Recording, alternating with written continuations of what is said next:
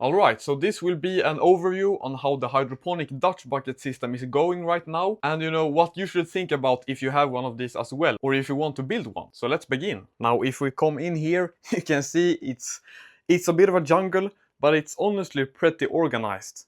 So as we can see, we have tons of flowers, a lot of flowers, and we can see that this is the harvest we got today. Now one thing is that many of the fruits are pretty small. I don't know why. It can be because of the variety, but also the growing conditions haven't been perfect this week because I've been away on a vacation for 6 days and I have kept the door open so that we will have a little bit of ventilation, but I've seen on the thermometer that the temperature has been below 10 degrees. It has been at 9 degrees sometime in the night, which is not optimal at all. And I think that is the reason for why some of these plants look pretty stunted and pretty weird. Look at this one, for example.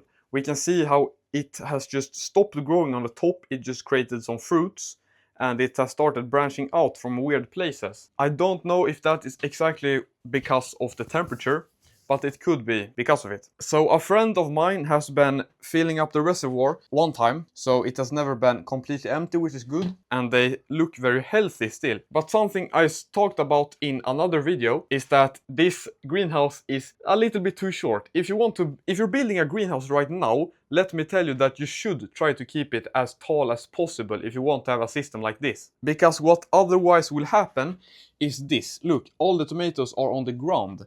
A lot of the tomatoes on the ground, which is not good. They're getting insects and stuff like that, which we don't want, that are eating the tomatoes. And because I have some plants growing much faster than others, there becomes an imbalance, especially with these cucumbers. But we have some nice cucumbers. And the leaves look like this. They look like this last year as well, but I think that is just something that happens. I really don't know why. I think it could have been downy mildew. I spoke about that in a very early video, but I don't really know. And in the commercial greenhouse that I have worked at, they have had cucumbers as well, and they just take off the bottom leaves as they develop these weird yellow spots. I don't really know why, but I don't feel like it's affecting the cucumber harvest because we're still getting a lot of cucumbers. Now, when I've left these plants growing, of course they grow even if I'm on vacation.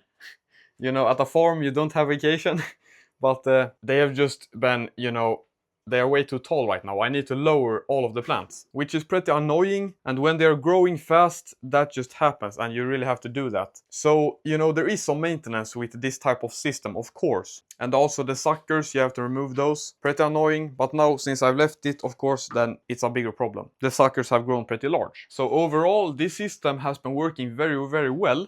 But I won't sugarcoat things and just say that it was perfect, because it absolutely wasn't.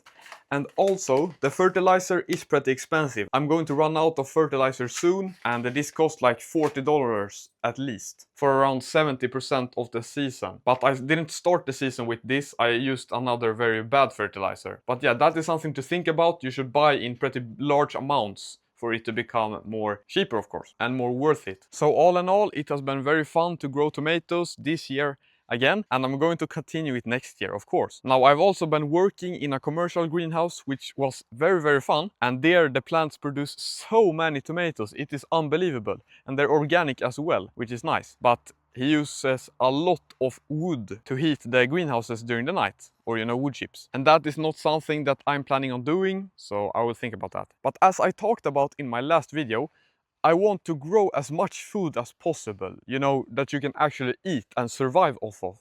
That is the goal. So tomatoes, you can't really survive on tomatoes, but they're a great addition during the summer, and you can preserve them in many ways. You can make sauces and stuff like that, which is very nice. And behind me I have some corn. We're gonna see what we're gonna get, how much corn we're going to get, and see what we can do with it. But I kinda regret putting chicken manure pellets on these right now, because I think the nitrogen is just making them grow pretty tall and pretty leggy. So what I should have done was to put chicken manure on one and not on the other, so we can see the difference. But now we can't really see the difference. But I mean, this is something. We're going to see how the cobs develop. We can already see some action, like here.